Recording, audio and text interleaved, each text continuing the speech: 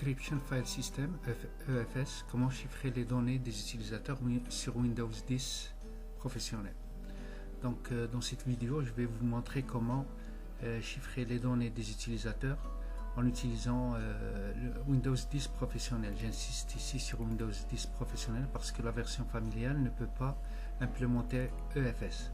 Donc dans un premier temps, on va créer des utilisateurs pour tester pour se loguer avec ces utilisateurs là, et on va créer un fichier, puis ce fichier là va être chiffré à l'aide d'EFS, et puis on va supprimer le certificat pour voir le comportement de système lorsqu'on va supprimer le certificat. Donc on va aller pas à pas. Je vous rappelle que ça c'est la première vidéo. Une deuxième vidéo va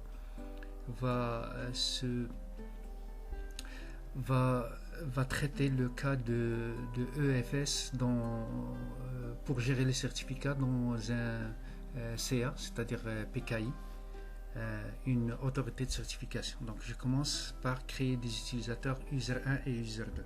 Je vais procéder par la méthode en mode commande, exécuter en tant qu'administrateur, et puis ici on va augmenter la police de caractère. Donc on va créer user 1 et user 2. Donc la commande serait net user. Je vais mettre ici, et puis voilà, et un /add. Ici c'est le nom de l'utilisateur que je vais appeler user 1. Ici son mot de passe. Normalement c'est déconseillé cette méthode là parce que il divulgue le mot de passe. Et voilà, il a créé user 1, je vais créer user 2, et voilà. Maintenant si je veux voir est-ce que mes utilisateurs ont été créés ou non, donc je vais lancer la commande control panel, et puis aller dans les utilisateurs pour voir est-ce que les utilisateurs ont été créés ou non. Voilà, user 1 et user 2. Donc ça c'est la première partie. La deuxième partie c'est se connecter en tant que user 1 et créer un fichier texte secret.txt. Donc ce qu'on va faire c'est ça. Je vais déléguer,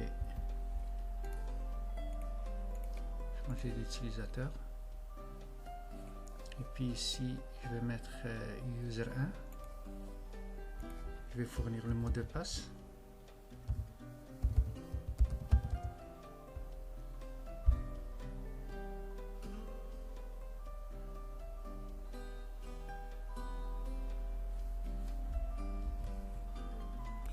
Et voilà que nous sommes connectés à l'utilisateur user 1. On va vérifier qu'il s'agit de user 1. Donc écrivez sur une ligne de commande la commande who am I pour trouver user 1 ici.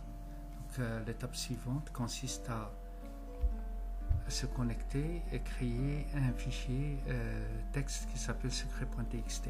Ce qu'on va faire, on va créer un répertoire. On va l'appeler rep, et puis dans ce répertoire là on va créer un fichier qui s'appelle secret.txt. Il va prendre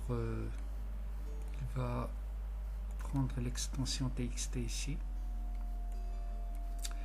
et puis dans ce secret on peut créer par exemple nos passwords, nos codes PIN, etc. De toute façon tout ce qui est secret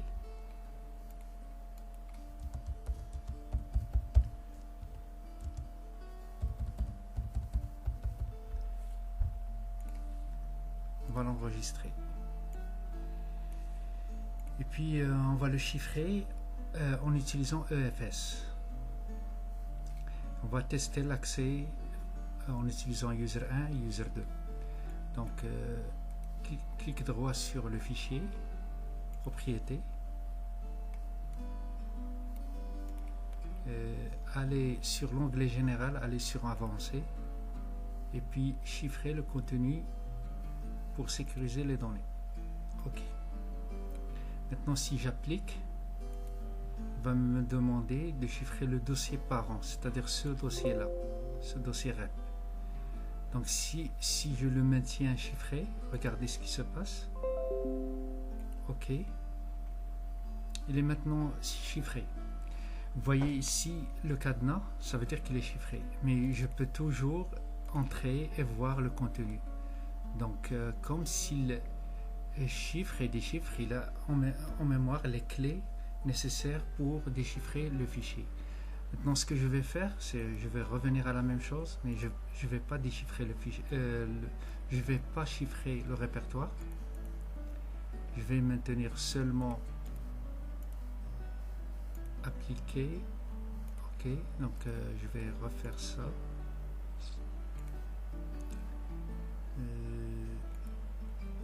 Ok, appliquer.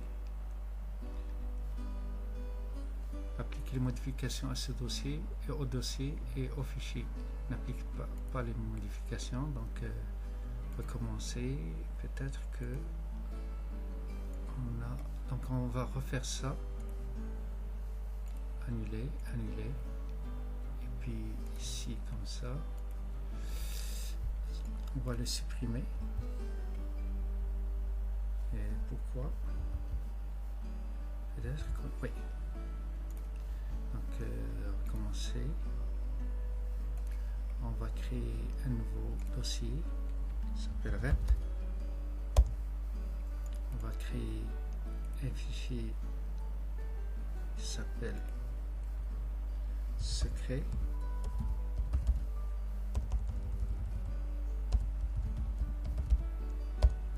Et puis dans secret, je peux écrire password.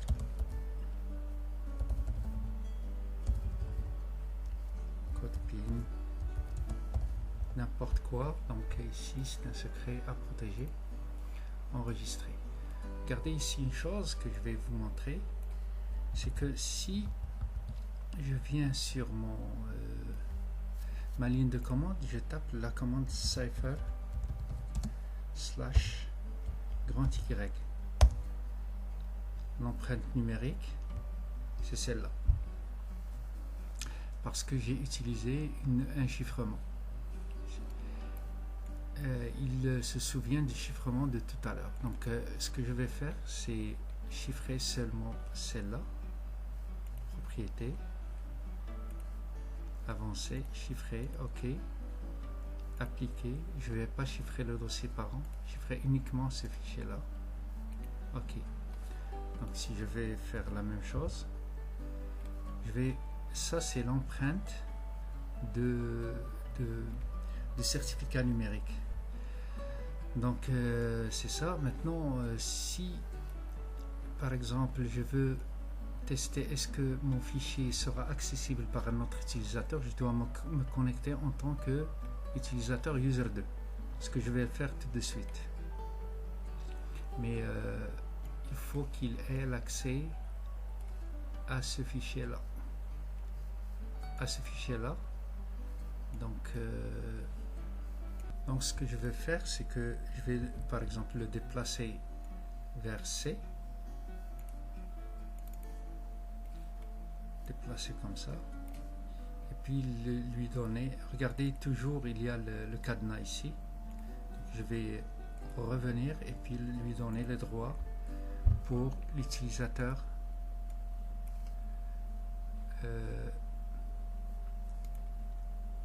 user 2.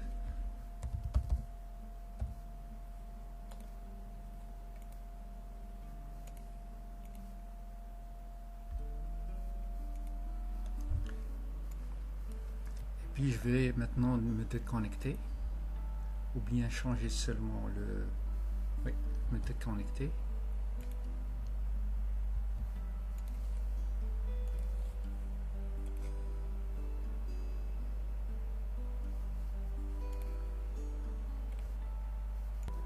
Lui donner l'identifiant user2.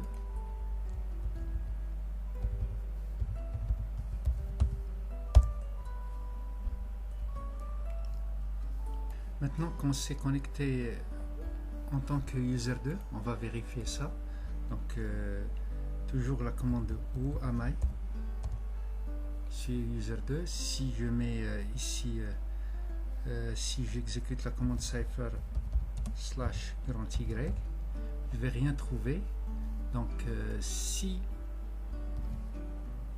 je consulte mon fichier sur rep, je clique 2 fois, donc l'accès il est refusé parce que j'ai pas de certificat pour accéder au fichier qui a été chiffré par user 1. Donc je vais me reconnecter en tant que user 1 et faire la suite des étapes de laboratoire. Je me connecte maintenant en tant que user 1. Revenons maintenant à notre session user 1. Donc la prochaine étape consiste à gérer le certificat. Donc on va lancer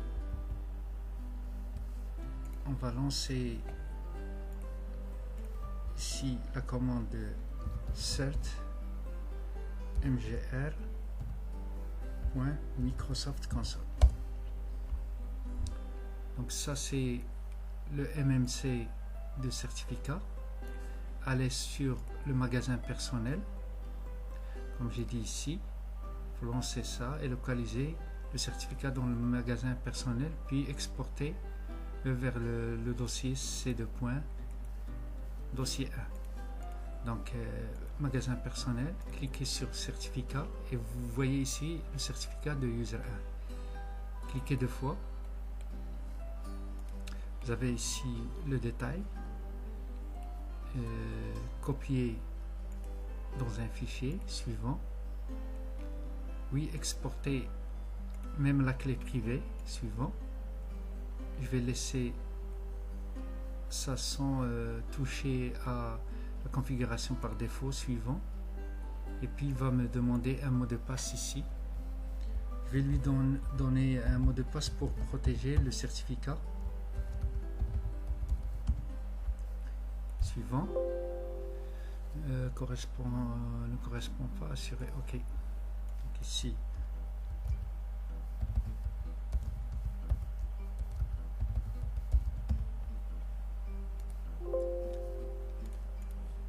Je vais lui fournir un mot de passe simple ici.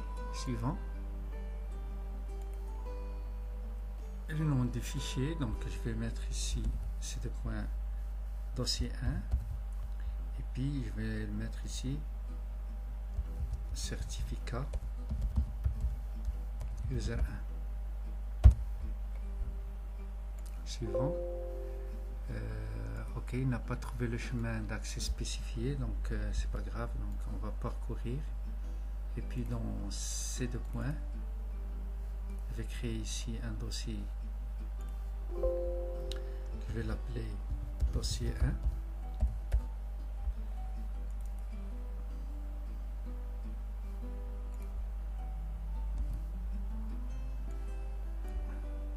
Certificat user 1. Suivant. Et terminé. Opération réussie. OK. Maintenant, j'ai exporté mon certificat. Je dois tester. Est-ce que je peux accéder à mon fichier? Je clique 2 fois. Je peux toujours accéder à mon fichier. Pourquoi? Parce qu'il se rappelle, le certificat il est dans la mémoire cache de la machine. Donc ce que je vais faire, c'est la commande cipher /flash cache. Je teste maintenant. Si je mets -y,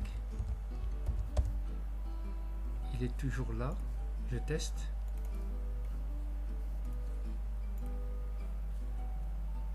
Il est toujours là. Mon certificat, donc je dois la supprimer manuellement d'ici,